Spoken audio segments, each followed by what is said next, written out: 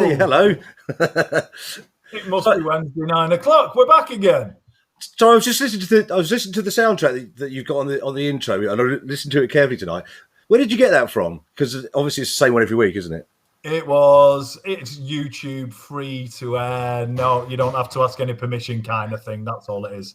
I'm getting really into it now because obviously there's quite a lot of mention of Cheltenham and the work and someone's house in there. So every week I'm listening for another little bit more of it as well. Oh, that bit. Oh, I don't know. I don't know about the chitter chatter from the people. So, hello everyone. Sorry. Yeah, we better say hello to everyone else. Not just this is just me and you chatting in a pub. Well, it is. Hello to everyone else. So, hello everybody. Thanks for joining us again. It's lockdown lock-in time. We got people already in the chat box. So yes, if you haven't seen us before, this is basically me and Baz in our virtual pub called the Brace of Reedlings. Google what the other name for a Reedling is if you want to know why it's called the Brace of Reedlings. And this is us. What we do is we have a chat, we have a drink, free from the shackles of the overly sensitive TikTok arena. So we can be a bit more ourselves. We'll have a chat, we'll have a laugh. We'll interact with people who are on the chat section on both Twitch and YouTube. So if you are there, say hello, ask us questions, comments. We'll keep it interactive throughout the night. And we've also got a guest on tonight. So you don't just have to sit and listen to me and Baz. So as much as you'd like to, a lot of people in the comment section, I'm going to say hello to our special guest for this evening, who is, drum roll please, Fliss Hickson. Here she is. Hey. Hello, Fliss. Hi. Look at that smile. Look how happy she is to be in a virtual pub with two old bearded fellas. Oh, I'm so happy and a bit drunk. That's perfect. So, that sounds like the recipe for a tremendous podcast to me. So, without further ado, the first question I ask everybody who comes on the show, and I'll be asking Baz as well, because I know Baz has got something special to show us. Not that, Baz. Sorry. We're not on TikTok anymore, but we can't, exactly. Do you know what I mean? I think that would get us kicked off even off Twitch and YouTube Live. Anyway, let's move on. So, Fliss, what are you drinking? Oh, well, white wine, which is always. I haven't moved on since I was about 21. So, for about 20 years, I've been drinking white wine. And I've disguised it in a very nifty cooler. This is incredible. This isn't Ned. Now, what type of white wine's Ned? It's a Savvy Bee. Oh. For anybody who doesn't know, Sauvignon Blanc, right? Sorry. Yeah, darling. Unbelievable. Liz, we're talking two different languages here. Do you know what I mean? And this is my best friend because it means that I can sit on a TikTok live or indeed Twitch live and have my wine cool because this sits in the freezer and then it hugs my wine. So you can actually drink it straight out of the bottle, can't you? Yeah. Oh, yeah, with a straw. Baz, what have you got tonight, pal? So I've never had this before. As most people know, I drink rum. So tonight I'm having what someone got me for my birthday, and it's this bad boy from Copperberg, which is a nice cherry rum. I said I wasn't going to drink very much tonight, and I've already got into the neck of it. So it's going to be spectacular as usual. You weren't drink very much tonight, too. Who did you say that to? Myself after last week. Mate, we're in our own virtual pub. There'll be no holding back on the drinking. Well, what do you mix it with? What's that? Just some of this. Pepsi. So, Mike, what are you drinking, Mike?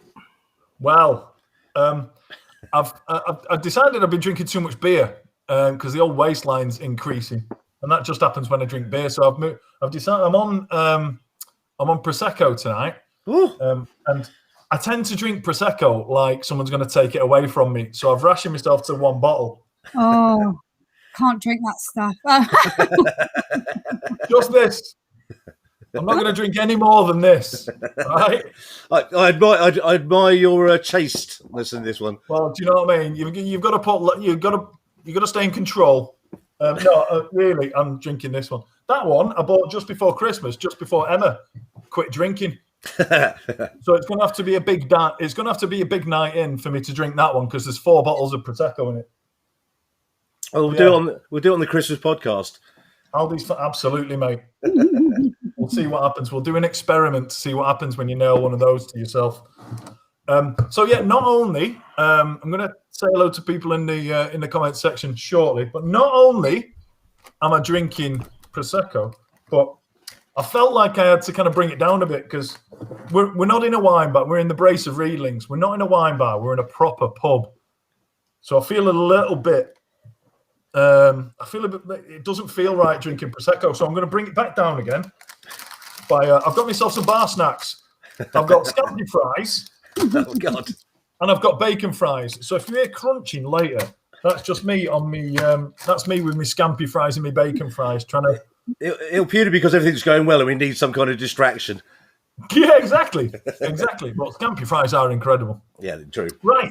Let's say hello to people in the comment section. So, according to the number on the top left that I can see that says how many people are online, it's clearly lying to me because there's more people commenting than it says is online. So, exactly. Right, let's say hello to Jen, to Kathy, to Archie, to Kakage. Don't know who Kakage is. I like Kakage. Sorry, I don't have a real first name for you. Chloe, Keith, Rosie, Jimmy. Is that all? Size here. And Jill. There we go. Roll call. It's like taking a register. Oh, and Keith. Keith's here. Yeah, I said Keith. Definitely said Keith. Perfect. Right. I've just seen. Right. Well, here's the first comment of the one night that's coming on screen. Jen's in the bath, so won't be commenting, but I'm listening. Okay. No, nobody visualised that one, or everyone visualised it. She's commented to say she's not going to comment and that she's in the bath.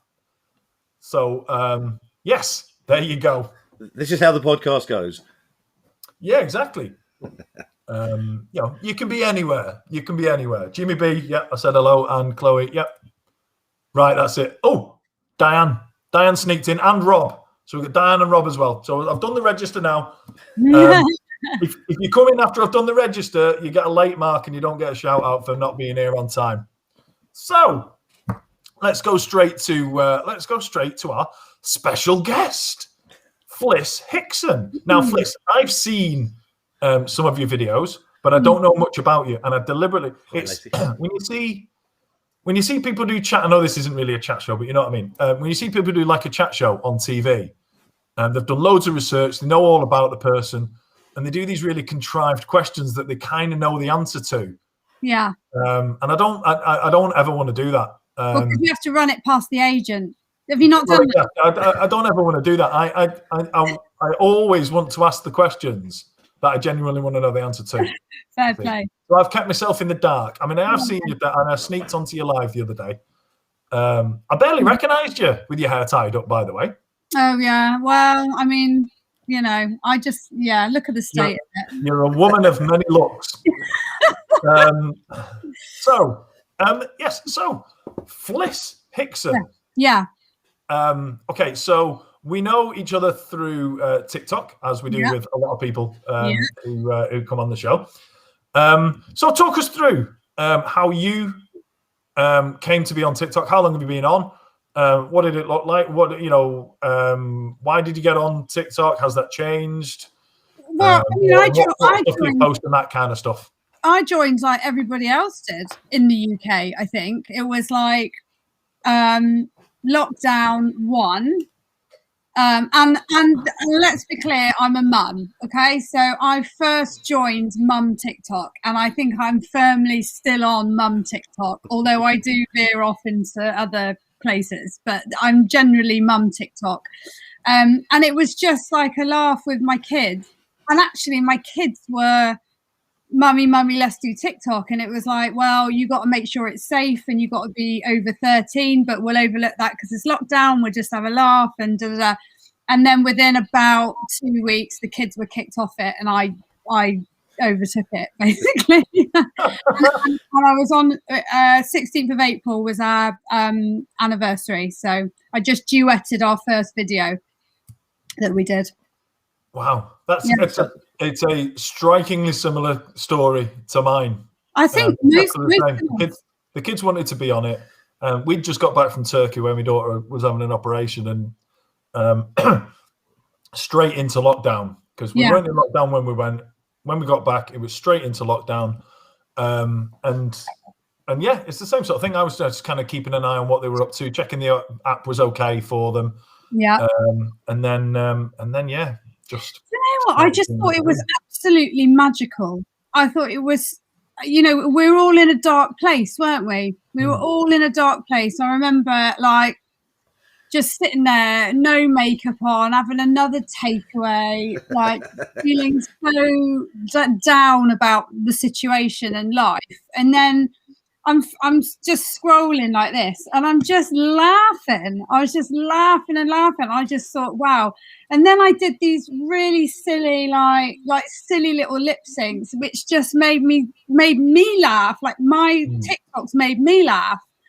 And I thought that's really, really good. Like that's absolutely genius. And whoever come up with this business model is like, I come from a .com background and a tech company background. So me and my husband were both like, who the hell, this is amazing. Like whoever has come up with this is absolutely brilliant. You can get any music from anywhere, sync it with anything.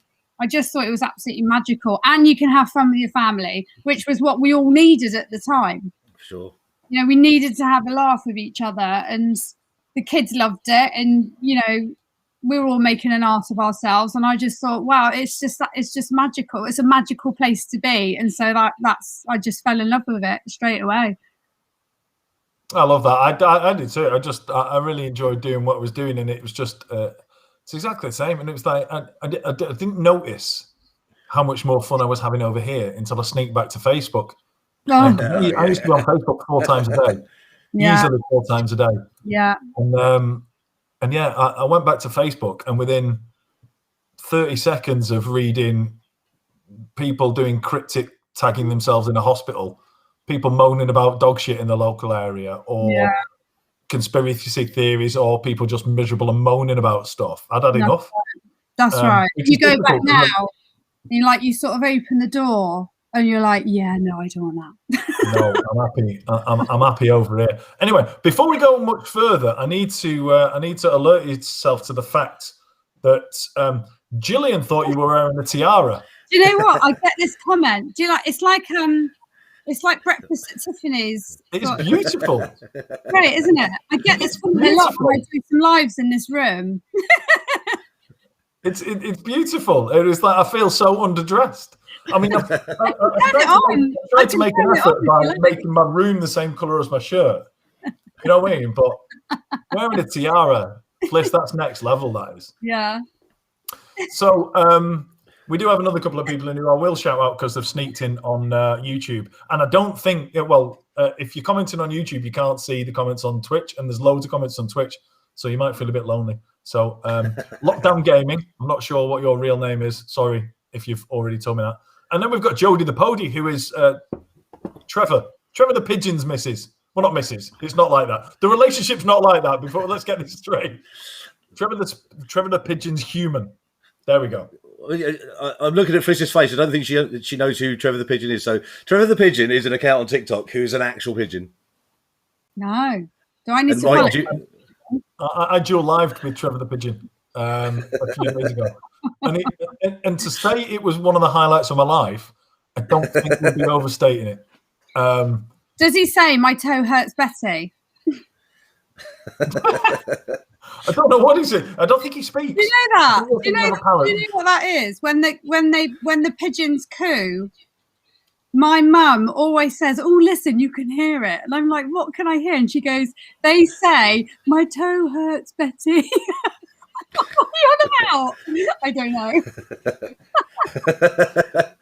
How much have you had to drink, Fliss? Drink it. Have you been on the wine all afternoon? What on earth are you talking about? Well, the most bizarre thing, this happened even before we got drinking. Oh, shut up now. I need to refill. Oh, well, we've also got Kearney. So we've got a couple from across the pond. We've got Diane and Kearney's joined us. And also Cackage. Welcome, everybody. So Mike Cackage is the beautiful Lacey Flirt. Oh, there we go. Yeah. Tremendous. It's very well. You're all very welcome here. Thank you very much. Thank you very much for coming. It's quite a busy pub tonight, isn't it? Yeah, it is very busy. So yeah, so Fliss, yeah, you mentioned that you came from a .com background. Now, yeah. I happen to know you had a kind of a significant kind of career shift in priorities kind of thing. Do you want to talk us through that? Because again, I think me and you might be the same person. Oh. I don't want to keep bringing it back to me, but it's strikingly similar. So let's hear you. Right, I'm gonna do it as quick as I can because it's actually a really long story. So, like, we got time to kill. We've got about an hour and a half, so take us on. So we were. I keep saying we because it's me and my husband really. We met at lastminute.com. I joined lastminute.com in late 99, early 2000. So really early .com boom. Lastminute.com was the one where everyone was like, "Oh my God, this is amazing." And each share was worth 512 quid or something. And it went absolutely, they called it the .com boom. Mm.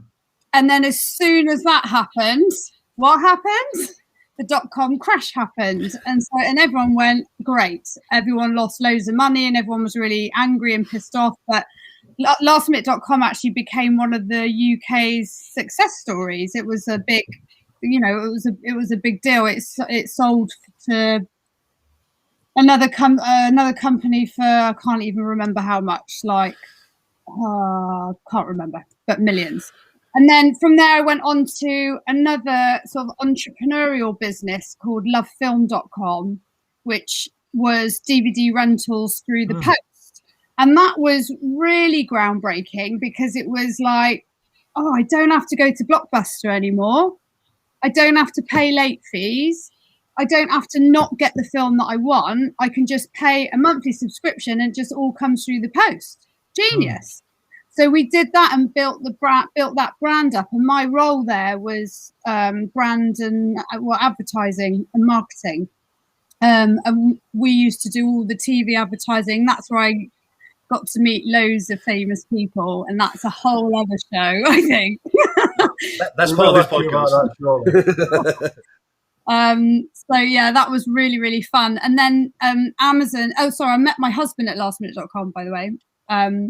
He was the in-house lawyer there, and I was the marketing executive. And you managed to get through the check.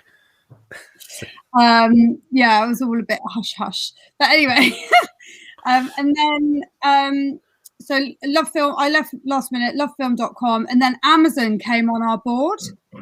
And they sat on our board for about 50% of the business, and then eventually they ended up buying the whole business because they were interested in the digital aspect and streaming, and Netflix was happening and that was blowing up, and we started to become rivals for Netflix. And yeah, and in the end, basically Amazon came on full time. They bought the brand, and then I ended up being head of brand marketing for Amazon Prime Video, and I did that. And then I had babies, and I worked for various other .com businesses like Funding Circle, Farm Drop, which is a food delivery service. Various other entrepreneurial businesses. So my CV is basically startups that have interesting sort of new ways of living ideas. So like renting your videos through the post or DVDs through the post was completely brand new. Like no one has ever thought of that before. Food delivery through the internet, sustainable, environmentally conscious food delivery. Funding Circle, which is business loans online, so you cut out the banks. That's quite sort of entrepreneurial. So yeah, all of that, and it was all really fun, and like I say, sort of disruptive, like disrupting a marketplace. Whether it's travel or entertainment or finance or food, you're disrupting something which is really traditional, which has basically been my entire career. And then the problem though is when you're working in a startup environment, you give your life to that idea, and you have to believe in the idea, and it becomes your everything. It's so all consuming. And of course, when you have children, they consume you as well. And the whole thing didn't really work. Like leeches. Yeah, that's a romantic term. I couldn't. Maybe some people can make it work, but I couldn't really make it work. And I tried to do part-time, and I tried to do this, that, and the other. I worked for Matthew Freud's company for a while, doing a bit of PR. I tried lots of different things to try and make my family life and my professional life work together. And whoever said women can have it all is, they can't. I just don't believe that that's possible. So life became a bit difficult, and there's, working in a business, there's lots of politics, and there's shit that you have to deal with all the time. And I just don't have the energy for this anymore. I've lost the love for it. So I became a decorator. And there's the story. Well, that's quite a handbrake turn, isn't it? Yeah. It was a handbrake turn. Yeah, I actually didn't know what to do at all. But and I don't want to bring the mood down at all, but my dad died very suddenly, and he was a massive influence in my life, and it's changed me forever. And I used to do a lot of practical stuff with him, and I'm a practical person anyway. I do everything practical in our house.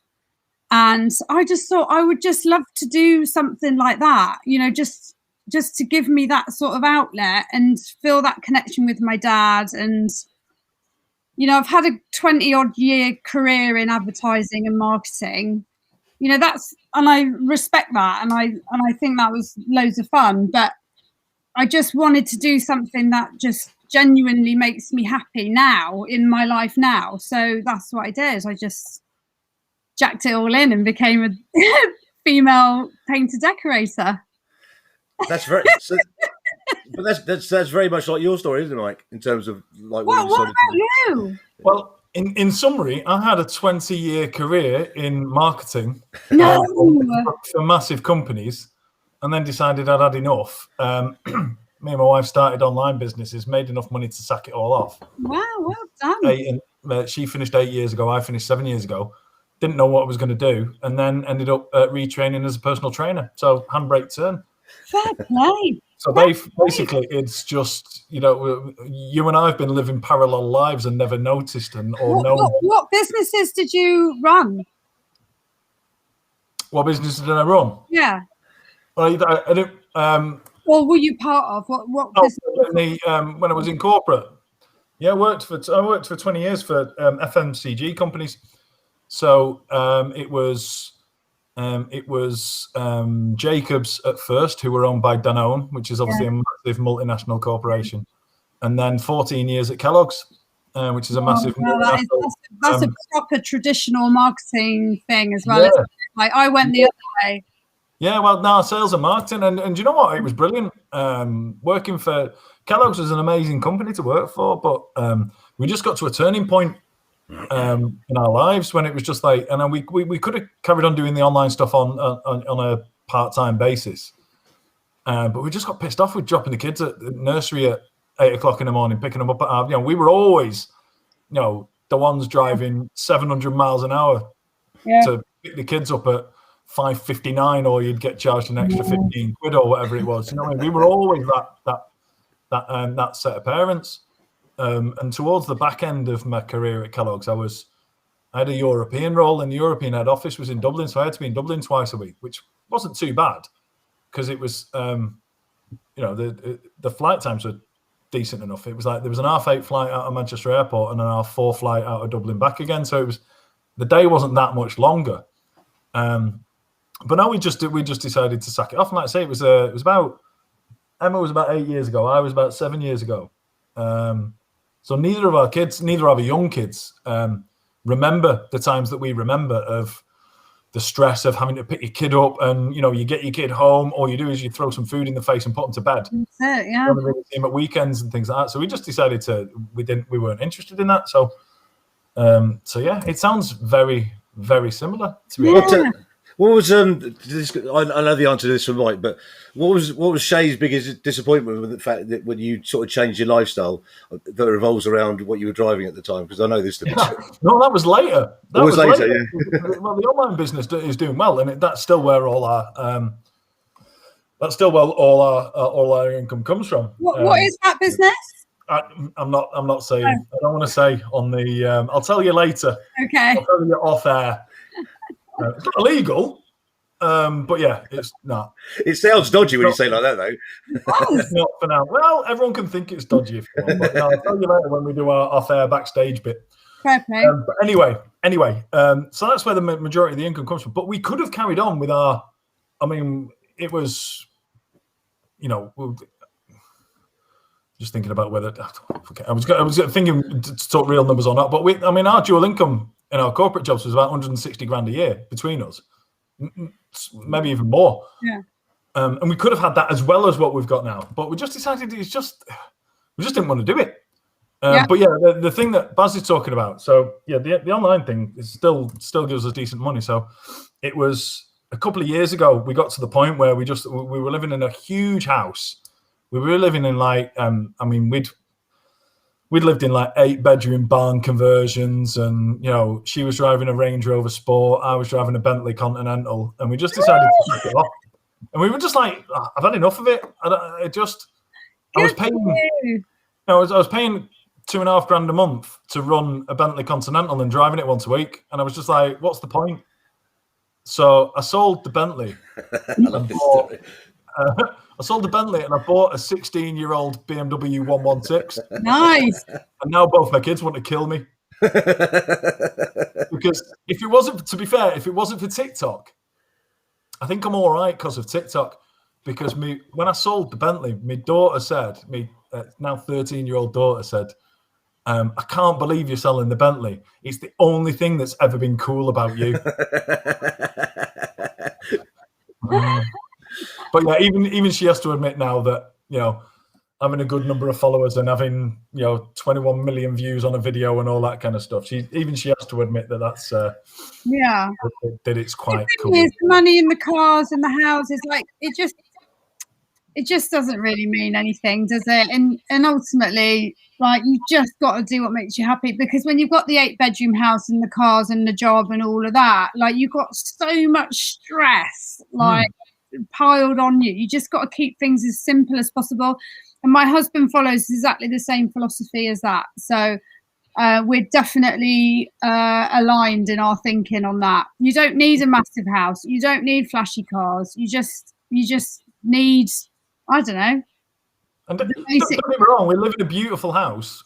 But now we live in rural Ireland. So it's we live in Donegal. I'm a bit Irish, me. My granddad was Irish. Oh, there you go. But no, my wife's Irish and moved to England when she was like 2. So she's been banging on at me for, I've known her 19 years, and pretty much every year she said, "Can we move to Ireland? Can we move to Ireland?" Amazing, love it. I always said no, but then, like I say, when the eldest daughter turned into a woman and was capable of flying over to see us, then we moved over here. And then Corona stopped her flying over to see us, so that didn't work out well, did it? Or it did, depending on how you look at it. But anyway, I mean, but that's it. And we just kind of, don't get me wrong, I'm not writing off having a ridiculous car again in the future, but right now, especially on the roads in Donegal, I saw a guy out, and he had, to be fair, we live 20 minutes away from the border with Northern Ireland, and the car that I saw the other day is that you just don't see really flash cars around here because the roads are awful. So yeah, I saw it was a bright green Lamborghini. Oh God! Driving down the road the other day, and it had a Northern Ireland number plate on. It was like he definitely didn't know the roads were this bad when he came out for the day. So the question that leads on from that, Fliss, is so what do your children think about you having like success on TikTok? Because you got a decent following that you probably wouldn't have expected from the beginning. And nothing like you two. I mean, you two have absolutely catastrophic, like completely left the planet, haven't you? You two. I mean, I know we are TikTok royalty, but there's no need to go on about it. You are. Well, I paid for all my followers, so it was cheap. So it's cool. That's why Baz lives in a shoebox in Bedford. Yeah, exactly. It's not even a shoebox anymore. It's an empty shoebox. No, I mean, they think it's cool, but I do worry about like the importance of it in like the lessons that I'm teaching them, because like my eldest son, like he's literally like, "Mummy, how much money have you made today? How many likes have you got? How many followers have you got? I've got this many because he's on YouTube as well. So he uploads his PlayStation, his Minecraft games and what have you on YouTube, and he's obsessed with the amount of subscribers he's got and how many likes he gets on his videos, and I'm like, oh God, I'm just like, I'm not sure this is entirely healthy. But they're very excited about the whole thing. They think it's absolutely fabulous. But I do try and say, likes and follows aren't the meaning of life. It's not the meaning of life. We keep saying that and we don't mean it.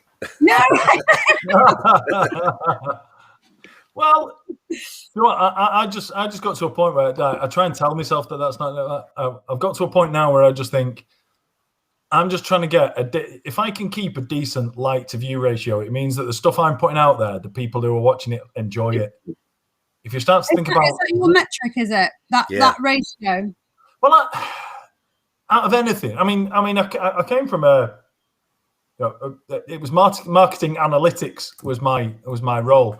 So it was like, I've got a very analytical mind. So the TikTok analytics, I love looking at all that kind of stuff. I try not to get too absorbed in it. But the way I look at it is a like to view ratio is something you can control. Because if you put good quality content out, you can have a lot of likes per views. Yeah, that's all you can control. Yeah. You can't control how many views it gets. The magic algorithm does that. And if you start to chase the algorithm, then you'll move away from what like you were saying before, you create stuff that makes you laugh. And you enjoy, and that's what I do. I create stuff that I enjoy, that makes me laugh, and hopefully other people like it as well. So if you do that and you just focus on getting good like to view ratios, some of the stuff will go big, some of it won't. But likes, views is a metric you've got no control over whatsoever. And I'm a big believer in life. You should never, ever, ever get stressed about something you've got no control over whatsoever. There's no point. Oh, it's so easy to say, though, isn't it? It is, yeah. No, it is. But that's what I'm saying is what you need to do is you need to keep telling yourself that. Yeah. You need to be cognizant of it and just say, there's no point getting stressed about something I have no control of. A very quick story about that is that I read something about this and I just thought, that's really, really good. And there was, I forget which birthday it was, but it was my birthday. I was at work in my corporate job.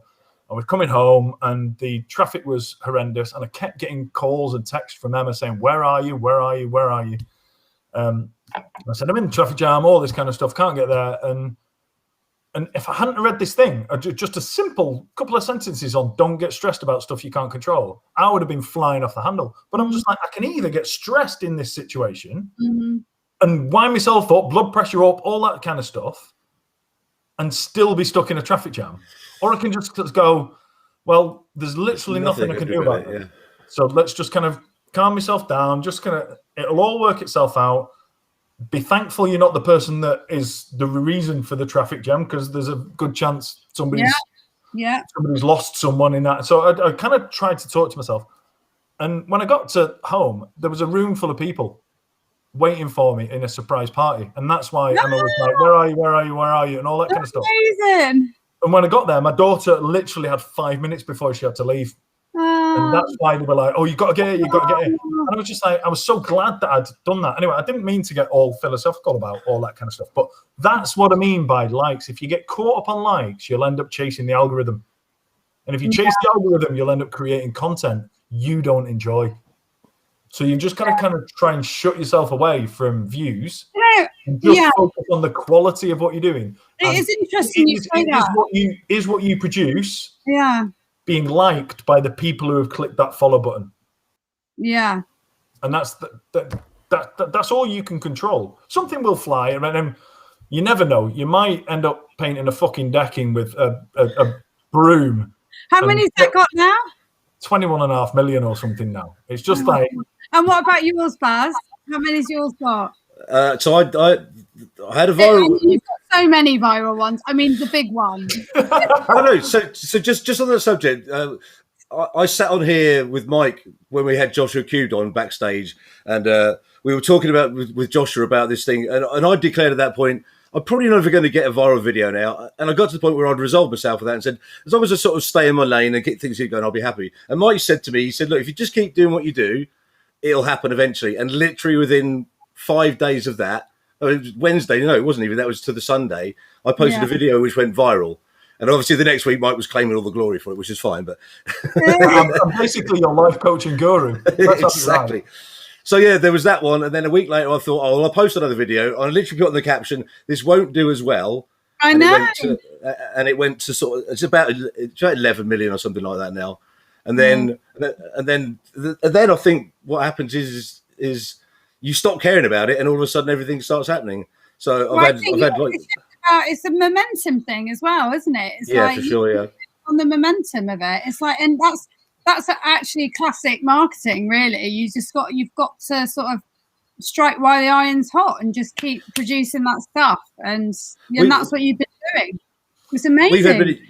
We had many conversations about numbers, and it always sounds like you're gloating when you talk about these big numbers, but we talk about them in the respect that we're like, isn't it mad? Isn't it mad that you do this, and then so many people actually like consume the stuff that you've made from your own home, which is the craziest thing ever. Yeah, it's magical. It's magical. That's what it's the best place. I just absolutely love it. Which leads on nicely to your viral success, because I remember you posted your video, and so how did that come about? Your two birds. The birds one. I was at my mum's, and I. Sorry to interrupt, but before you explain how it came about, can you just tell people, in case people don't know which one it is, can you just talk through what it is and then tell us how you got to where it got? So the video my biggest viral video was something called How Many Birds. I titled it How Many Birds, and where my son goes, Mummy, what's an alcoholic? And I go, well, you see those two birds up there? An alcoholic would see 4. And then he goes, but Mummy, there's only one bird up there. And I go, oh. That's it. It was like, I don't even know how long it was. But in all honesty, it's not an original joke. Yeah.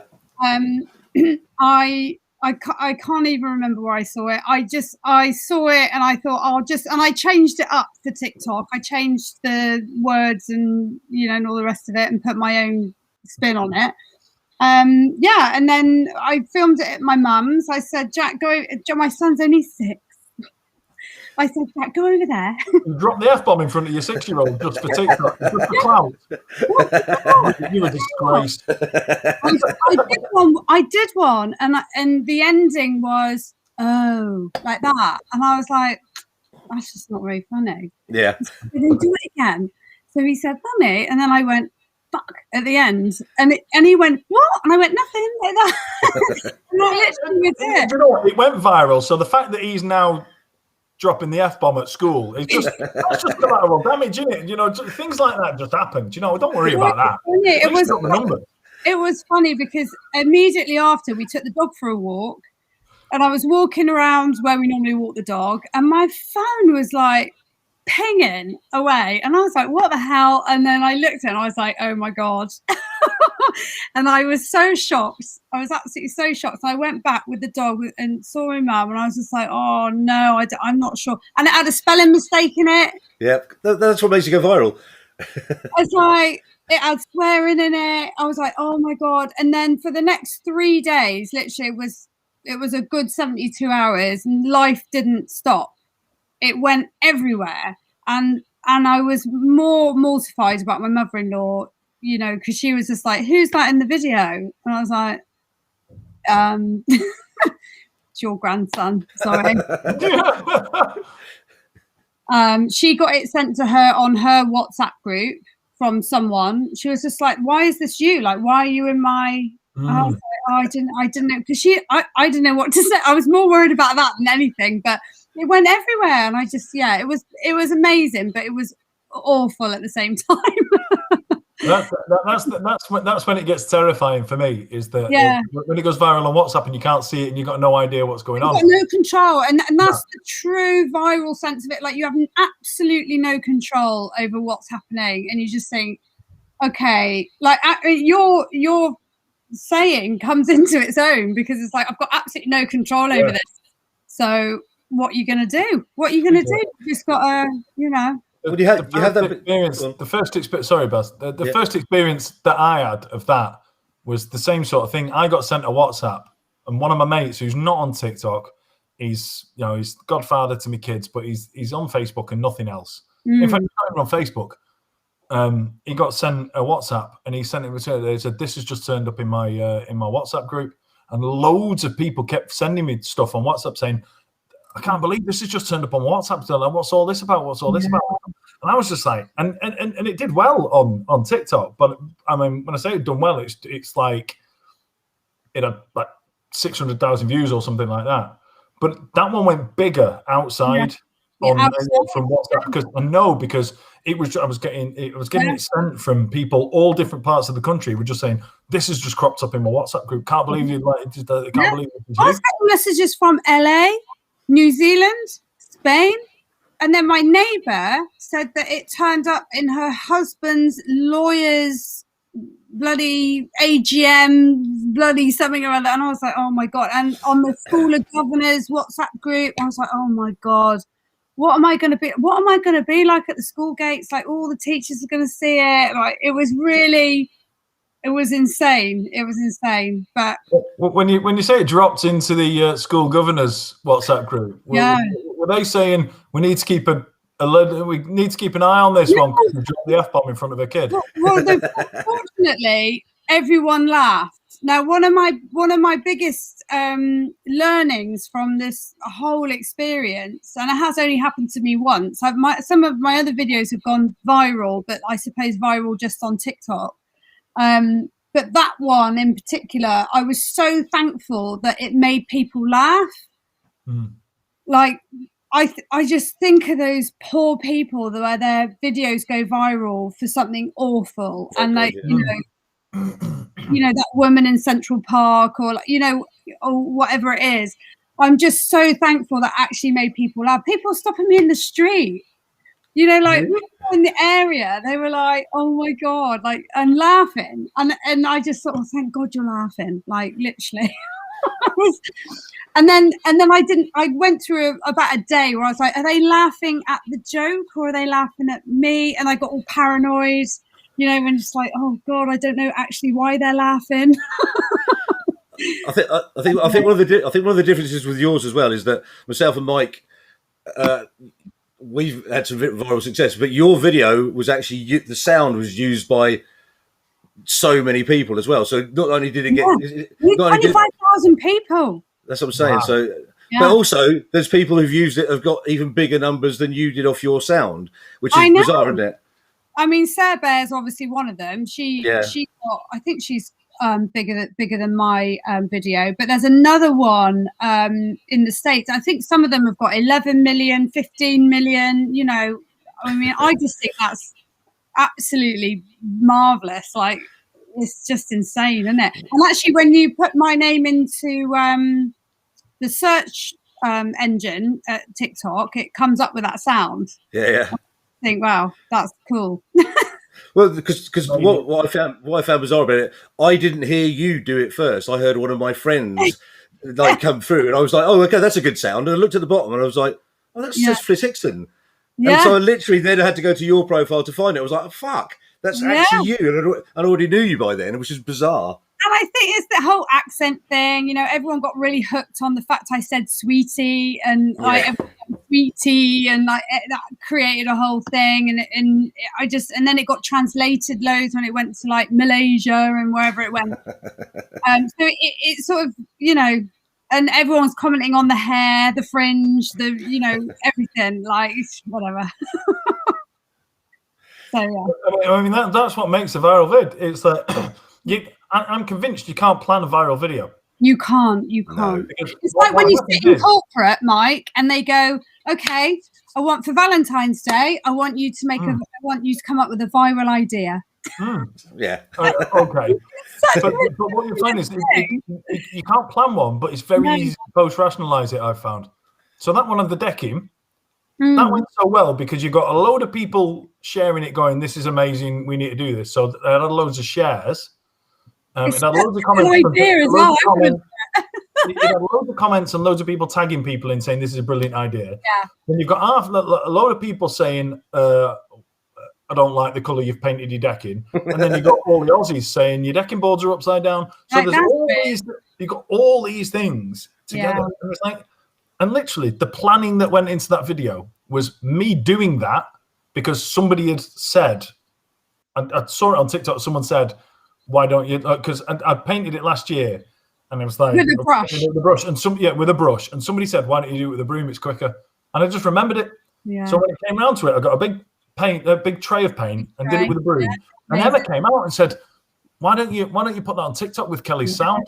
I was like, "Oh, all right." So I held my phone in one hand, I've got the broom in the other hand, so I'm doing it with one hand like that, with the phone in the other hand for 8.5 seconds because that's all I could manage, and I put it online, and then there you go. So that's why it's so magical. I think if you just hit the right sweet spot, and then that's it.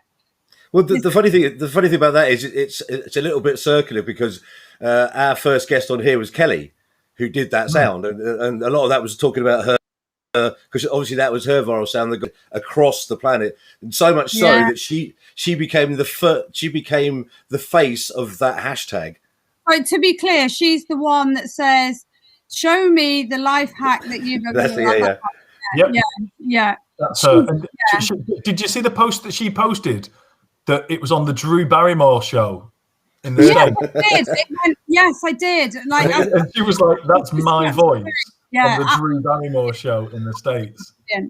Absolutely amazing. I just think this app does such wonderful things for people, doesn't it? And that's the thing, like with Kelly's voice. Kelly's voice is obviously so distinctive that my son came to me the other day and said, "Oh, have a look at this," and he just showed me something on YouTube, and it was a YouTuber showing one of those things, and it just happened to have Kelly's voice on it, and so that's the thing. That's truly viral. Viral isn't about having a shed load of views on one video platform or whatever like that. It's about when it really goes out. It really goes. Yeah.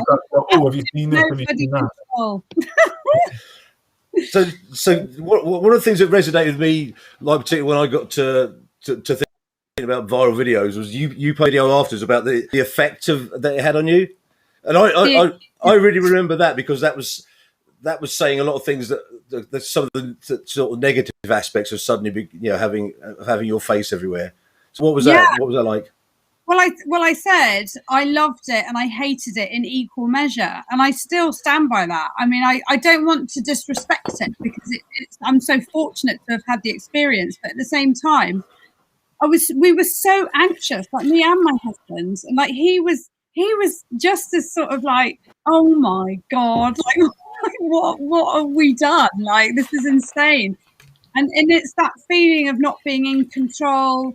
That as I said, I've got a 20-year career in fairly high-profile businesses, including Amazon, including talking to lots of A-list people. And I just think, oh my God, I don't know. I just sort of felt really vulnerable. I just felt vulnerable, and it wasn't I didn't feel like it was a nice feeling at all.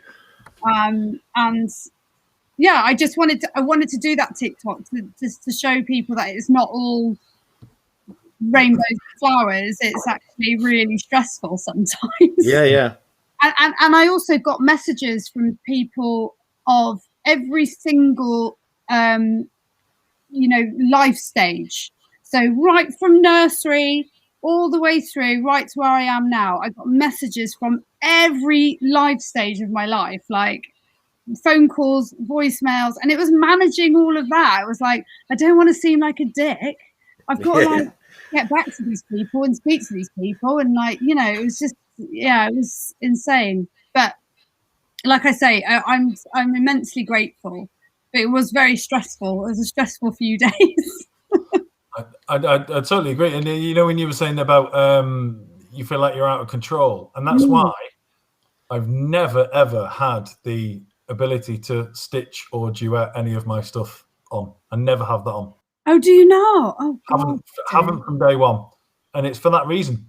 Yeah, I feel like I lose control. I would hate my stuff to be duetted somewhere, and there be a whole thing going on in the comment section that I can't see or influence. Yeah, that's true. I'm just kind of like. Do you know what? I did one recently, which was about the because a lot of what I do is lip syncing, and I lip sync conversations between mum and son or mum and husband. And we all know that when you caption your TikToks, it gets it's good for accessibility, and it actually helps you gain a wider audience because you're involving more people. And I did a TikTok that explained that why didn't I think of this before? That you just hit the microphone and you can dictate your captions. And I know they have already launched captions in the like when you go onto the next screen, you can add captions. We don't have it yet. I don't have it yet. But you can just dictate your captions, like duh. And I did that, and it was really like a shining light moment for me. I was like, you dickhead, why haven't you been doing this? I've been spending hours like typing out my captions. And I did that, and it's been stitched so many times, and I can't see stitch numbers. Can you? You can't see stitch numbers, and so you can only see like you've been mentioned or you've been stitched in your notifications. Yeah. And luckily again, that's been like, oh my God, that's brilliant. I've had a couple of negative ones which have been hard to take, but on the whole, it's been positive. But I think, again, like you, if it had been negative, like you can't control that. Like you can't control that element of it. And it's just like, oh, yeah, not a nice place to be. I think one of the things that sort of like, for the conversations that we're having is this has all come out of completely the blue as well, because I'm pretty sure the three of us, when we came on here, never expected any of these numbers to begin with. Also, the viral video aspect of it, I'm not saying you're not trained for it. That's a really wanky term, but not being prepared for suddenly your face and your actions being in front of millions, not a few, but millions of people worldwide as well. It's like you said, it's quite daunting. I mean, it's nice in some respects because at some point when you've been on here long enough and you see other people doing it, you're like, oh, I've just joined that family of people that have had that kind of success. But like you say, it comes down to that control thing again, doesn't it? People can say what they want about you. They can be really negative about your video, or they can be really positive, which is on the whole I've had. But when the single negative thing tends to be bigger than all the nice stuff that you get, because that's the one thing you sort of focus on, isn't it? Yeah, of course. I mean, not in Mike's case, he gets thousands of negative things on his, but he's so used to it. It's true, like David, my husband David will tell you, like, I get one negative comment, and that's that I will do a response video, I'll draft it, I'll send it to him, and he'll say, just don't post it. Yeah. Like, why are you posting that? I'm like, well, because, blah, blah, blah, blah. He's like, just stop it. Like, don't feed into it. It's not important. But it's just human nature. You can't help it. You can't help but focus on the negative things that someone's saying about you. Like, and I get it, honestly. I don't get it so much like every day, but certainly, so many comments about my hair, so many comments about just the way that I talk, or, anything really. And it's just, you just got to do that. You got, what can you do? Nothing. Mike, they're always heads. To be honest, I never get any nasty negativity. The only negativity I've had is, like I say, the Aussies telling me that my decking boards are upside down, which is just funny. Yeah, all right then, and they keep saying that. The concept I couldn't understand was they were telling me that my decking boards are upside down because the ridges need to be downwards so that you don't get rot in your joists. Okay, so I was like, all right. So they're telling me about something that will happen if I do something they've never done before. So I don't know how they know that will happen. And you also, because in Australia they never the track and the divots. Well, they've said it's to stop rot in the joist. And I was like, well, my mum's had a deck this way up for 20 years and it's never rot. So that was my point. I was like, well, let me know when my mum's deck's going to rot, because she's had one for 20 years and it hasn't yet. But anyway, it was never a. And I just it got to a point where I did a few things in response to it, and they went well as well, because they created. So I did 3 or 4 videos on it, and in the end, I could have just carried on doing that kind of content, and I would have had loads of stuff, and loads of money coming through not loads of money, but the creator fund. I'm assuming we're all in the creator fund, are we? The creator fund isn't loads of money, but it isn't loads of money, but it's like I could have kept churning away at these creator fund numbers, but in the end I was just like, I can't be arsed anymore. I'm sick of the conversation. I don't want, and again, I pulled myself away from getting tempted to just follow the algorithm, and where the algorithm wants my content. I do love your things that annoy people, and I've got to be honest. When you did that Cocoa Pop thing, was that today? The Cocoa Pop. I was more stressed out with the mess you was making. Like, that's why I did it. Oh my God, that was more stressful than anything. I was like, oh my God, get it in the bowl. What?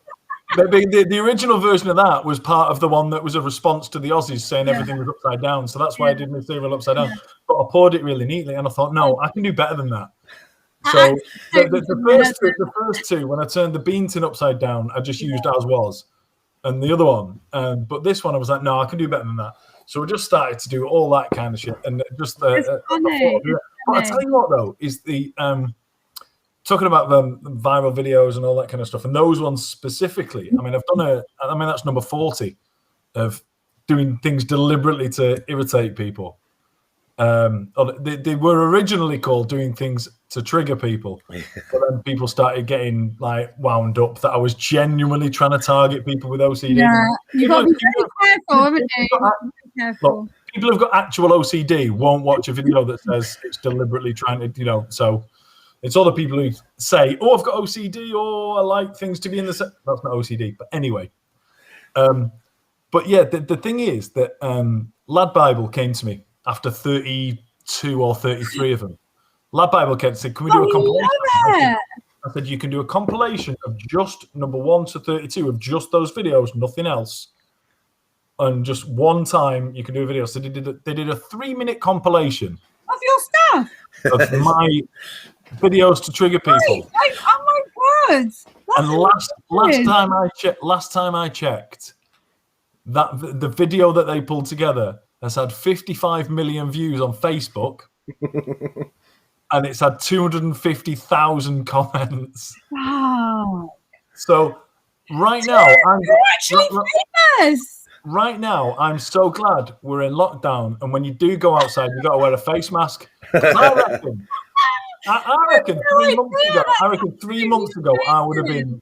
I reckon 3 months ago, I would have been public enemy number one, and people What will they be saying at Kellogg's? Huh? What will they be saying at Kellogg's? Oh my God! Hey, they'll be approaching me soon because I did Cocoa Pops in the last one. My plan. Always thinking. My favourite aspect. Remember me when I was stealing a living by blagging that I was half decent at marketing? Yeah. Now. My favourite aspect of that, though, she's gone. My favourite aspect of that is the fact that people were literally finding Mike's Facebook profile and deliberately or coming on there and they weren't angry enough to just put a comment on the Lad Bible video. They were finding Mike, coming on there just to say you're a cunt. That's what I had a 19-year-old girl say, contact me in my DMs on Instagram, and all her message said was, "You are a C-bomb." And Wow. do you know what? That's when you know you're really famous. Indeed. Do you know what? And the thing is, when people are so far beyond what's reasonable, do you know what I mean?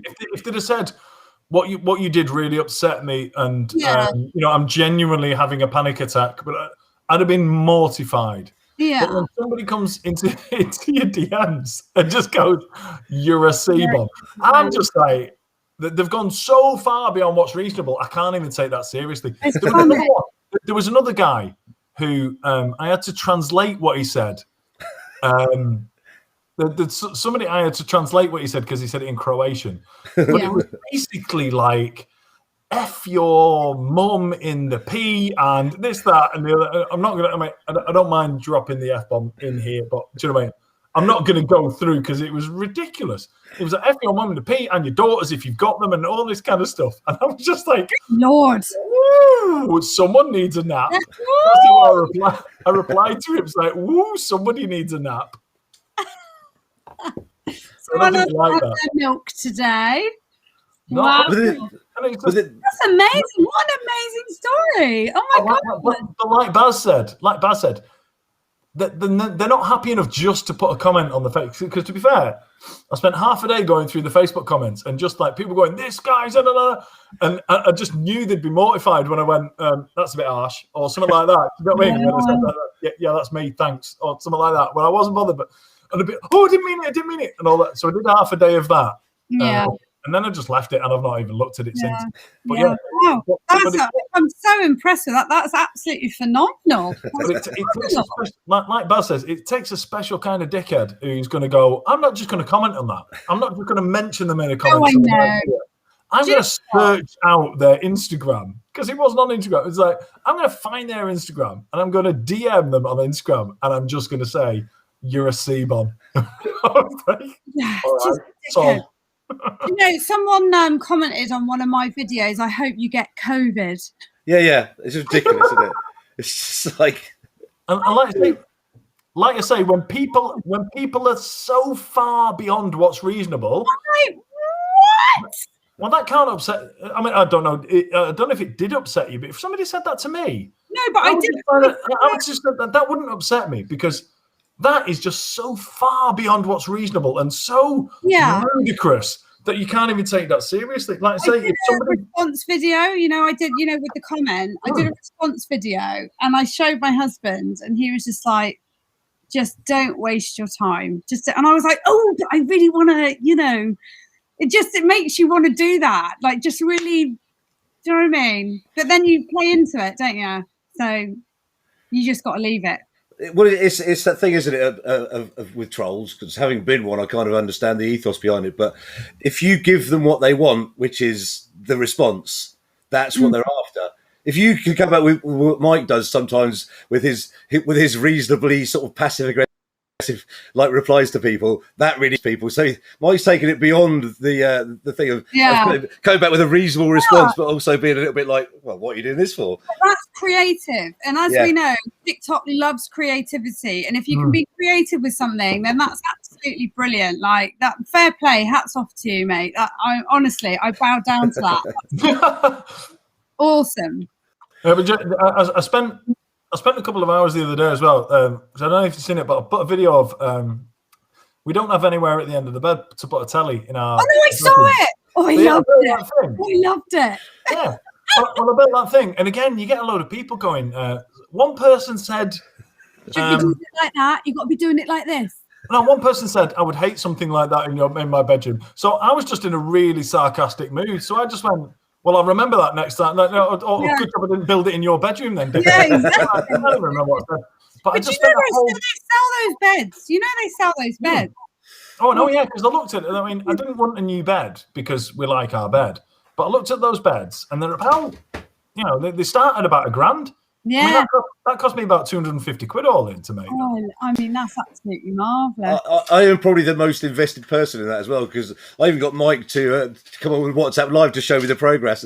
It's like, how's it going? I was like, Baz, I know how he got so invested in it. I was like, I'm about to drop a video of the final thing, but I need you to see this first. So I had to FaceTime him and show him.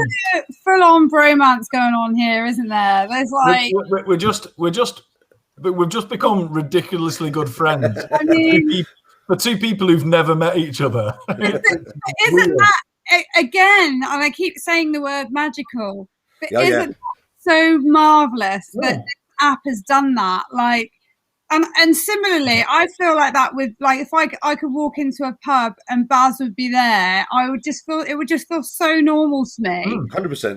And there's a bunch of other people on this app that I could say the same about, and I just think that it's just, I never got that. I mean, Facebook is just it's just about old school, like whatever, I don't know what's going on there, but Instagram's not like that, Twitter's not like that. Like, you can't, there's no other place that you could say that you develop actual genuine friendships. Like, it's just brilliant, isn't it? It's the first all the people sorry, Baz, I just need to say this just because I mean, it's like all the people who are in the comment section now. Yeah, 100%. Again, I'm not going to go through the names because I'll miss somebody out and upset somebody. But they all know who they are. And it's all the people who are in this comment section, or all the people who are on my 3 o'clock lives on TikTok. They're all the ones that are on the quiz on Friday night at 9 o'clock. And they are genuinely like really nice people. And at some point, we'll do one of these live in a pub in England somewhere. We'll do a Wednesday night lockdown lock-in from or it'll just be the lock-in then from somewhere in England, and these guys will come and we'll meet up with them, and it'll just be like we've known each other for years. But and it's everywhere as well. You see other TikTok accounts that have kind of joint usernames, and and they do actual meetups, and they just it's just everywhere. And I just it's so inclusive. The whole thing is, I keep saying magical, but I do believe it is actually a magic place. Right. I don't think I've ever used the word magical, but I'm going to start using it more because I love that you've described things as magical. So I'm going to start using it more. Well, I've said the difference with this app is that on all the others, so Instagram's mainly photographs. This is very much because it's video based, and you're actually seeing people moving and talking and music based. Well, music. Yeah. But I think the thing is, by the time you actually physically meet somebody here, other than height, which is the thing that you can't control, you already know how people sound and how they move. So there's what are you saying, Baz? Well, I'm a short person. In Ireland, I'd be classed as a leprechaun. It's pretty cool. I'm looking forward to you coming to see me, mate. To be fair.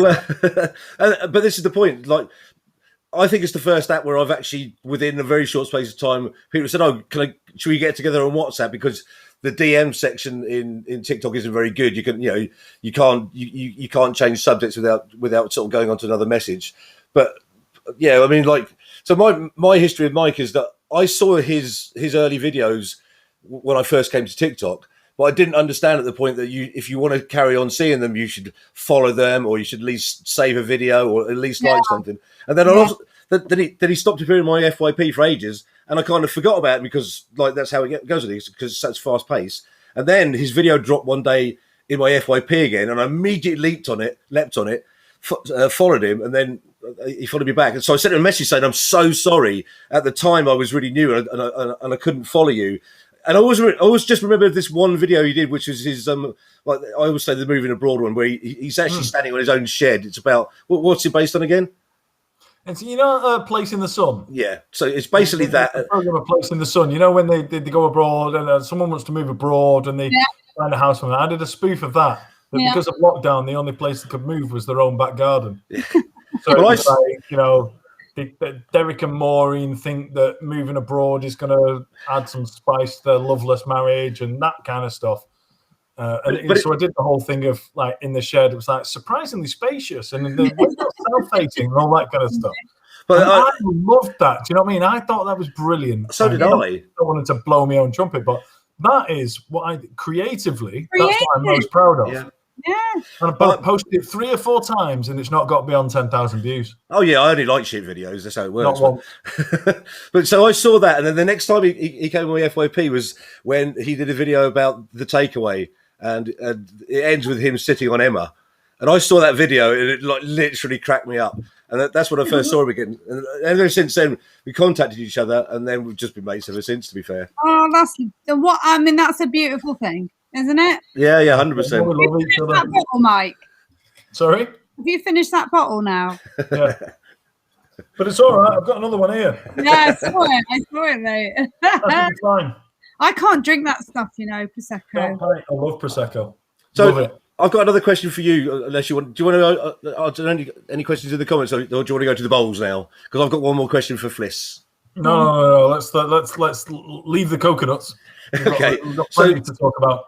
So you ask a question of Fliss, and I will. I'll flick through the comments, see if I can see any questions. So any questions, guys, who are watching? One of the things that I spoke about was you do a lot of dancing in your videos, and I do. One of the things I really noticed was that you're really good. So I've asked you this before, but I'll ask you again. Yeah. So. And the one thing I asked you then and I'll ask you now, have you got a background in dancing? When you say really good, I mean... really good. I mean it genuinely. Like Mike's name is Dad Dancer, and I think he's known as Dad Dancer, but also, and you're not, but you actually do lots of dancing, and you are really good. That's my opinion. I mean, when I look at some of these... Cassidy, whatever her name is, there's a bunch of them which are absolutely insanely good. There's no way I can do that. And also, I am struggling recently because I've been diagnosed with a knee thing, which is so annoying. And I've been told that I'm not allowed to do that stuff anymore. That's not going to stop you. Which is heartbreaking. And so I'm doing it more. So it's like when someone says, don't push that big red button. I'm pushing the big red button. So yeah, I have a dancing background, Baz. You know this. Yeah, it's interesting for other people to know. That's all. We've talked about this before. I did ballet for from the age of 3 till about 18 or so, and just for 15 years then. Yeah. Nicely done. Might explain my knee issue right now. I don't know, but it was fairly full on, and so I guess I have a natural, Swish. Wow, there you go. She's got a natural one of those. Look at that, that's amazing. I'm buying one of those tomorrow. They're not available in all shops. Oh no. Okay, so I have found a question in the comment section, and it's the heated debate that we're all avoiding at the moment. And I know we don't talk about politics and we don't talk about religion, but this is equally as divisive. So Rob has asked, what are your thoughts on M&S versus Aldi over Cuthbert versus Colin? I don't really know. I don't know. So what is the argument here? Because I'm not aware of this. Well, M&S invented Colin the Caterpillar, which is a caterpillar cake that everybody gets. I did for my birthday. Yeah, okay. Yeah, and Aldi have got one called Cuthbert, but it's not just Aldi. All the other retailers have got a caterpillar cake of some kind, and they call it a different name. Yeah. So my view on it, and who's throwing their toys out Is it the M&S? Suing Aldi. M&S is suing Aldi. Oh. But I mean, from my point of view, and I think I'm quite well qualified to talk about this because Kellogg's don't make any own brand cereal. So if ever, and I worked for them for 14 years, so if there would ever be a guardian of brands are sacred, it is I. Yeah, okay. But M&S need to jog on because you go through Aldi and clearly I shop in Aldi quite a lot. They need to jog on because you go through Aldi and all their brands look like something or other. Do you know what I mean? And the thing is, you make a really good point because when you go into Sainsbury's or Tesco's or whatever, and you've got McVitie's biscuits, McVitie's milk chocolate biscuits, and then you've got Sainsbury's milk chocolate biscuits, probably they're made by McVitie's that have just. As I say, I used to work for Jacobs. And quite often they are. Yeah. I mean, you and I, we've both been in branding. We know this stuff. Like, it's worked the world over. It's ridiculous. Well, Jacobs cream crackers, when I was at Jacobs, I don't know what it is now because it was a long time ago, but Jacobs cream crackers were exactly the same recipe as Tesco cream crackers made by the same company. Yeah. And they just changed the print. So it would say cream cracker, and then the Jacobs one would say Jacobs cream cracker. And they sell it for same recipe. It wasn't exactly the same recipe, but even at Jacobs, the food technologists wouldn't have been able to tell the difference on a blind food test. It's absolute nonsense, and all this is derivative of it's a PR stink. In my opinion, it's just a PR stink, and you can see through it. It's ridiculous. And that's why I was so proud to work for Kellogg's because Kellogg's didn't make cereal for anyone else, and they were proud of their brands, and they built their brands and spent millions building their brands, and they've got a right to be pissed off with companies doing knockoff versions, whereas M&S, M&S has been doing knockoff versions of all the brands for years. Of course they have, Hold on a minute, Aldi. Ridiculous. Yeah. Anyway, I didn't expect that to get as heated as it did, but no. Well, there you are. Down a little bit. Anyway, right. The next one is, I've got a couple of questions around this, but I mean, this is one of the questions I was going to ask you before, but I've got a follow-up question to it as well. So Keith has asked, you were talking, Gillian has asked, no, wrong one. Sorry. Oh, no, I like that question. Right, go on then. Does Fliss floss? No, does Fliss floss? I can floss, but also Fliss floss. So floss is a very common typo of my name, and I get called floss every single day. And in fact, floss was my name at work for years, and people still call me floss because it's a typo. So, and I can floss, yeah, I can. On TV, you don't see someone's wife walk in the back of shot like that, do you? That was lovely. That was nice. Hi. She basically came in to say, I'm putting Shay to bed, so you need to knock your voice down. Like I said before we came on air, I've got a very expensive podcast microphone. I can talk at this level. Super quietly. And I can be heard perfectly fine, but I get a bit excited. So, I can only floss because my son taught me how to do it. Oh, okay. Right. I hope Jill wasn't talking about dental hygiene, by the way, because you've answered a completely. I also do that, but I only do it once a day. I don't do it twice a day because I ain't got time. I can't be doing flossing. I went like that and caught right. You've got to floss. I flossed. Hey, Emma.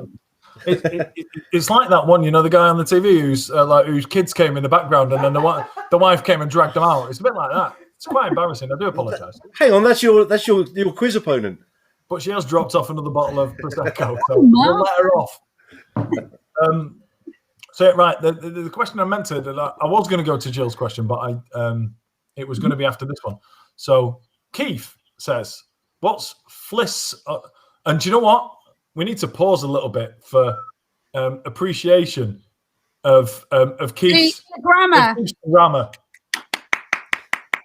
Well done. We do need to give a little round of applause for Keith's grammar. It's not often that happens. it's a comment in the comment section, but exemplary grammar. Not putting an extra S on it. There's enough S's in that. You don't need any more. What is Fliss best A-list meat? I was going to ask you something similar, and I'll follow up with the question I have. So Keith says, what's your best A-list meat? Well, I mean, define A-list, really. It's all down to you. You're the one who defines it. Have I got to pick one? There's many.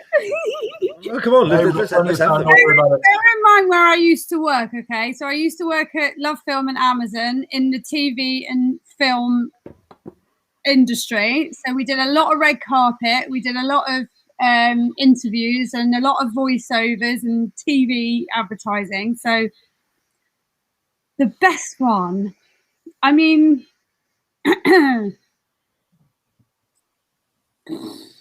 Okay. I mean, I'll try and make it easier for you. I'll make it easy. I'll split best into most famous and nicest. Good. Okay, so most famous, probably Tom Hanks. Wow. Nice. on the red carpet. That beats my Chico. He was time. Things but your Chico. Let's have it right. He was wearing he's a fan of Aston Villa, and he was wearing the Aston Villa scarf. It was Charlie Wilson's War movie premiere. That was very cool. Was he nice? Yeah, I mean, like, I didn't chat to him loads. Like, he was just, he was on the red carpet, and so it was kind of like, oh, Tom, it was, it was just kind of oh, hi. It was just one of those, but it was just like one of those moments. Amazing. Because I just love his movies, so that was quite cool. But in terms of like relationship-wise, as in meaningful conversations and things like that, Bill Nye is probably my, in terms of like mobile phone number type pay.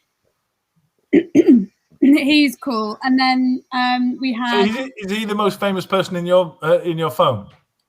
Yeah.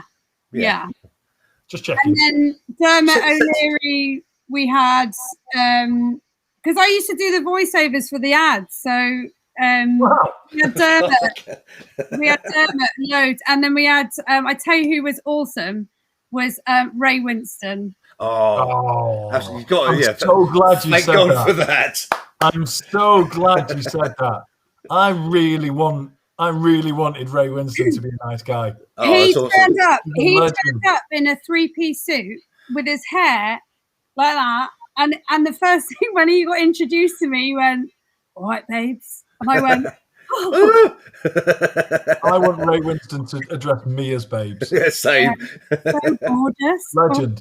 I'm so glad he's a nice guy. Yeah, he was really, really professional as well. Ewan McGregor, we've had, like, he was lovely. We had him a few times. I say we've had him. I mean, for a voiceover. You know what you mean. There's no need to drag it into a sexual innuendo that nobody thought of. Simon Pegg, loads. Is he nice? Nice? Yes, he's really nice. There was a pause. He's really nice. Okay. You're a liar. No, he's really nice. He let me down. He let me down. He sort of like, he turned up a little bit worse for wear. It's in a session, and I was like, mate, why are you doing that? Like, I don't know. He did my head in one session. We had him quite a few times, but yeah, he let me down a little bit. And then Russell Brand. How was he? He was, I mean, you know why women fall over him, because he's so charming. He's such a wordsmith. Like, 100%. Like, you can't talk, like, when he talks, you're just like, oh, yeah. He's a very unique person. Yeah. See, I find Russell Brand a bit of an enigma. I don't know if you use that word in the right context or not, but half the time I think he's amazing, and the other half of the time I think he's a bellend, and I don't think there's anybody else in the world of celebrity where I'm that split. And it's not about him. It's just about sometimes when he speaks, I think he's a genius, and then other He's times very, very intelligent. He's like insanely intelligent. Yeah, but 100%. Yeah. But there's also the times when he could answer a straight question, but he really wants you to know that he's intelligent and you can use lots of words like that. Do you know what I mean? But that is his USP, though, isn't it? Like to throw a million words for the answer, yes. So yeah. Okay, so we have another one. We have another one, which is also I get to name check somebody else and get somebody else's comment on here because this is the question I was going to ask. Who's the worst celebrity you met? If you want to, you can say, do you know the guy from so and so? You don't have to name his name if you can be cryptic about it. Can I say someone that not who I've met, but someone who I know that's met that was a real shock? Yes. Spill. Idris Elba. Oh no! Oh, what a shame. I didn't meet him, but a very good friend of mine did, and she was like, "Oh my god, he was a complete dick," and I was like, "No, oh, what a shame." That's not true." And she was just like, "I'm sorry, it's true, it's true." And I was like, "Oh no!" So that's not my story. That's not my story. I saw a girl on TikTok this week saying how she worked in a hotel and David Williams was an utter twat to her. I've heard that a few times. Such a shame because sometimes he irritates me in the whole over camping things. Do you know what I mean? Yeah. But I think he's a decent guy. Well, I thought he was, but apparently, I don't know if it's true. She made it up for a TikTok, isn't it? Made it up for a TikTok, but yeah, she was saying that he was like a proper diva and all that kind of stuff. In all honesty, I've not met. Me personally, everyone that I've met has just been really sound. Like I've not had any sort of, apart from like the obvious sort of diva bits and bobs that you get at press junkets, when they're and it's just like, oh, whatever. But everyone that I've met, no, everyone's been really nice. I've got one. Boring, innit? Go on. I've got one, and I think we're all, like the comment section and us, are all in the right kind of age frame for everyone who will know who this is. Paul Young. Yeah. He's a prick. Why? What? Friend of mine. Do you know what? It feels like juicy gossip from 20 years ago, this, doesn't it? Do you know what I mean? It's like nobody cares. Like wherever I lay my hat, that's my home. Paul Young. Paul Young, yeah. I don't want to hear it. To be fair, a friend of mine was backing singer for Heaven 17 for years. Oh my God! Higher and higher. That was her. Oh, wow. Yeah. They asked me, but I was busy. Yeah. Yeah. Sorry, don't do that. Sorry. But Baz has almost soda streamed out of his nose. I apologise. Anybody? Rum snot he was about to have. Yeah. Yeah. But no, he was. Yeah. So we got invited to a load of stuff and went backstage on a load of those things. So I've said this before on the podcast. I think it was on the podcast and not just on a FaceTime with Baz. I get confused. Same. But yeah, about my most bizarre moment is having a toe-to-toe argument with Carol Decker on which is the best character out of Bob the Builder. Yeah, Carol Decker, yeah. To pal. I mean that was an odd moment, but the same night I was stood at the bar and I was stood at the bar just about to get served, and this guy just literally shoulder barged me out of the way and went like that, and I was just like, I just saw you, and I was like, you fucking prick. And so I was like, oh, that's Paul Young. Yeah. Oh God. Yeah, he was a dick. Kim Wilde was lovely. She was another one that was there. She was lovely. I mean, she's she's akin to like Bananarama and all that, isn't she? Like. Kim Wilde was an odd one for me because obviously we met her at this backstage thing, and I had a proper thing for Kim Wilde when I was growing up. I can't be that much younger than her. Maybe 10 no, probably years. not. Yeah, but But yeah, when I met her, I was just like, I as well. She's a fun. And you know what? Being starstruck's a funny thing, because I mean, I've mentioned it before on the podcast. I was like that with you and McGregor. Yeah, well, being starstruck is, you're not starstruck with the people who's the most famous. You're starstruck with the people who mean more to you. Yeah. Do you know what I mean? And yeah. In illustration, I've mentioned it before. I'm gonna clang a massive name drop here, but I shook hands with Bill Clinton, and that was like, boom, there you go, boom. There's a massive name drop.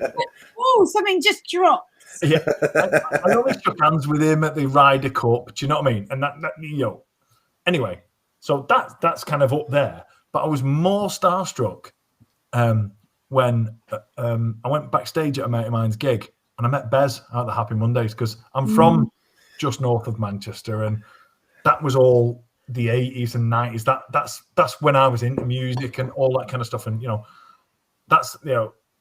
and when all that influential music is coming out of the city that is closest to where you live, it feels really personal to you. Do you know what I mean? So when I met Bez, I've literally got goosebumps on the back of my neck from meeting Bez. Do you know what I mean? But how cool is this, that the place I met him was? I mean, look, it might only be me that thinks it's cool, to be fair, illustrating my point. But the origin of Factory Records, which is where Happy Mondays and all that kind of Manchester music scene came out of, is now an evening music venue.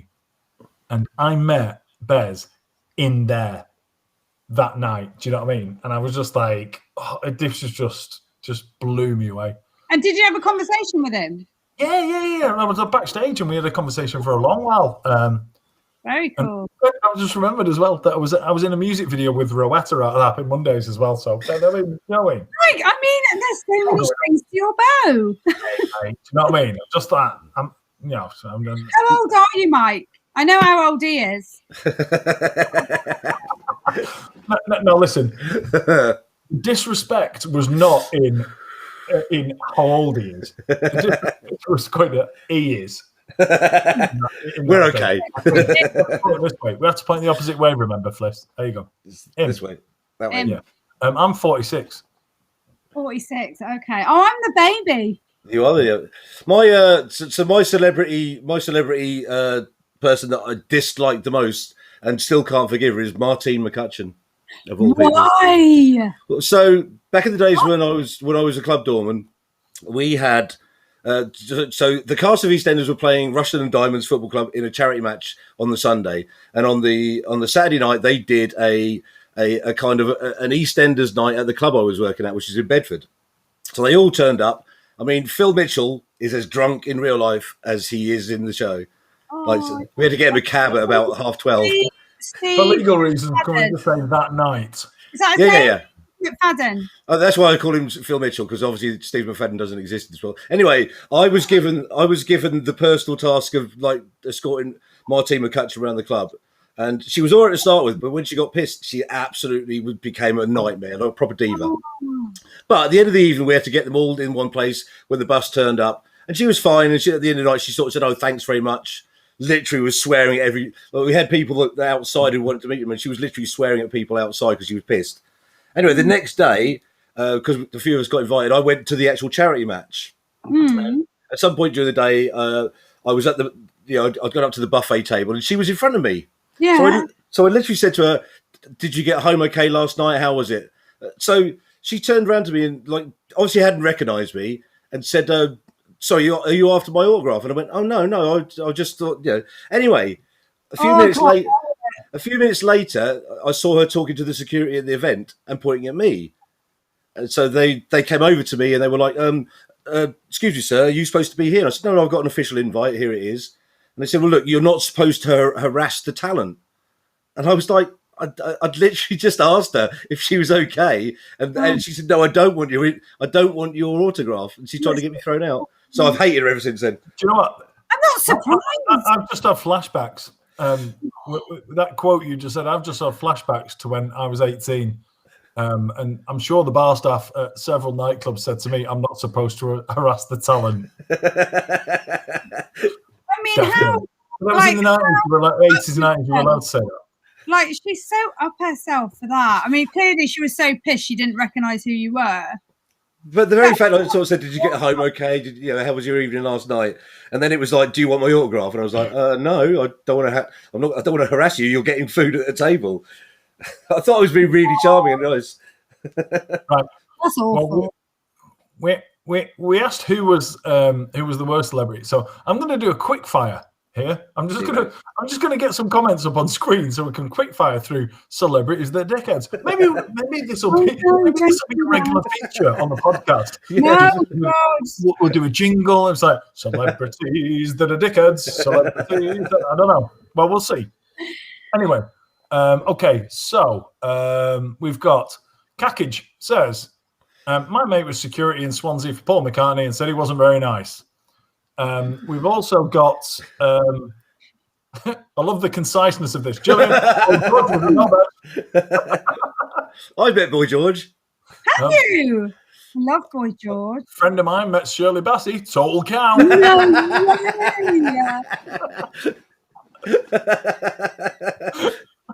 Alan Shearer is a dick. My uncle decorated his house once. Oh my God, this is golden. Golden. Wow, well done, everyone. This is gold. Oh, hang on. Oh, you got to put this up. That's all the ones I have. This look. I need to share my appreciation for the for dropping in the comments. Oh, what a beautiful quick fire that was. Also, Jimmy B. I'm going to highlight Jimmy B. who says the most famous person I've met is the person who wrote the Go Compare jingle. Oh my God, compare. That's the Welsh guy, right?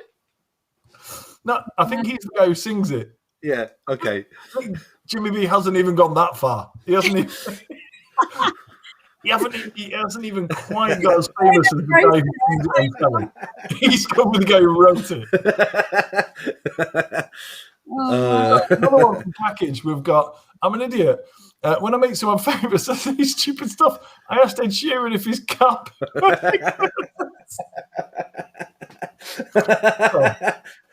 So, let's just break this down. Oh my God! Baz, remind me of what Cackage's real name is. It's a Lacey Flirt from TikTok. Lacey. Okay, Lacey. The beautiful Lacey. You've got up to a ginger bloke and asked him if it might be, so you're implying that Ed Sheeran isn't really ginger and he's chosen to hair ginger. Really?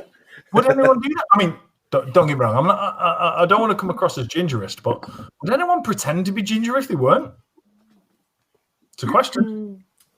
Maybe for a role in a film, maybe. I'm properly ginger. I'm not talking about Auburn or anything like that. But would anyone go, do you know what? I'm bored of having black hair, brown hair, or blonde hair or something like that. I'm going to dye my hair ginger. Yeah, we're not talking red. We're talking ginger, aren't we? Yeah. So, right, whoever's... Wow. Honestly, the comment section's come up with gold again.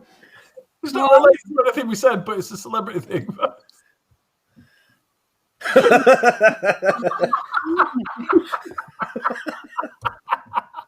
We've started something here, guys. I love it.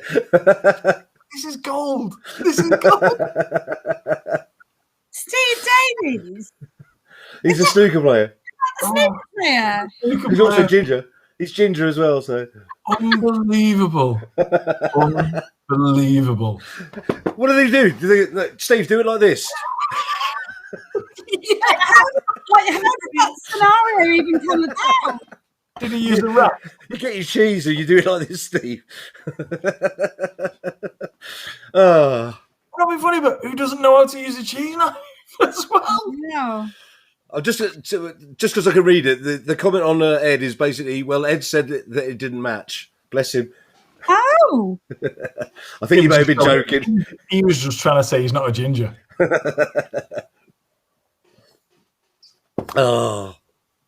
See, Jimmy said she's actually a really talented musician, and I don't know who he's talking about now because we've gone so far.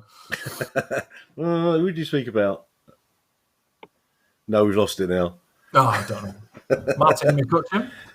Possibly, I don't know. Who knows? Who knows? Well, listen, that is tremendous. And we've got to the point of the evening now where I think we're going to have to say goodbye. Oh, it's not ending. Don't tell me. Well, you know, Not for you. Like, I always, yeah. Don't worry, we'll stay in chat. Don't worry. Can I have a loo break? Yeah, 100%. I'm literally about to end the podcast now, so there's no need to ask that. Because you need a week. I'm literally within 30 seconds of ending the podcast. Okay. The jingle person. There you go. But yeah, on that bombshell that Fliss needs a wee, we need to finish. Well, it's been a pleasure. It's been hilarious. Fliss, it's been amazing. I've really enjoyed it. I've a real good laugh. Everyone in the comment section, thank you so much to everybody who's been there. Again, I'm not going to go through. Do you know what? I will go through the names. I'm going to read upwards through the names. And if you haven't commented for a while, tough. It's a hard one, this one. So, Rob, Jimmy, Kakage. I told you my short-term memory is terrible. Lacey. Sorry. Thanks, Lacey. Lacey and Kathy and Jill and where are we going? Jimmy, where said him? Rob, we said him. Jill. Trevor was here.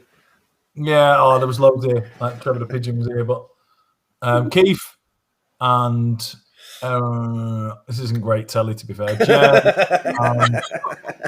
Yeah, whatever. I tried to be nice, but this has definitely been the most boring 60 seconds of the podcast, and I've definitely missed people out and offended them. So, in summary, it was a mistake, and I won't do it again. But anyway, we live and learn. We do live and learn. And you'd have thought about that. I think this is our 7th time. And at least we've had no technological issues this week. It's been amazing. We're winning. Say that again. Technological. All right. If I'd have picked you up on every word you'd slurred tonight, we'd have been here all night. Let's not be like that, Fliss. Come on. Let's not be those people. Sorry. We're all friends now. Let's not be those people. So, yeah. Because Fliss is getting aggressive and she needs a win, we're going to finish the podcast now. Thank you, everybody, for coming tonight. Really appreciate it. Honestly, you've been amazing. Again, thank you so much to everyone. Thank you. Thank you so much to everyone who joined us tonight. I really, I love you, and I know I appreciate everything that you do, and all the support you give us on everything that we do. You're on my lives, you're on Baz's lives. You have to go on Fliss's lives now. It's legally, you're legally obliged.